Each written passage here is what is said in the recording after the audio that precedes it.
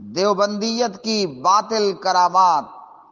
شاہ ولی اللہ کے والد عبد الرحیم ایک دن خواجہ قطب الدین بختیار کاکی کے مزار پر حاضر ہوئے اور مراقبہ کیا۔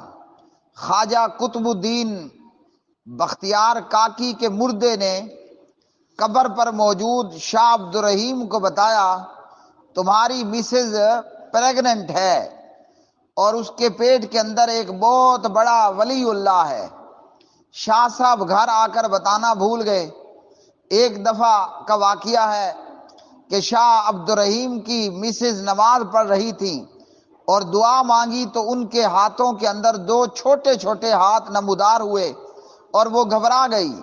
تو شاہ عبد الرحیم نے بتایا کہ ڈرو مت، خواجہ بختیار الدین کاکی کے مردے نے بتایا تھا کہ تمہاری بیوی حاملہ ہے اور اس کے پیٹ میں ایک ولی اللہ ہے۔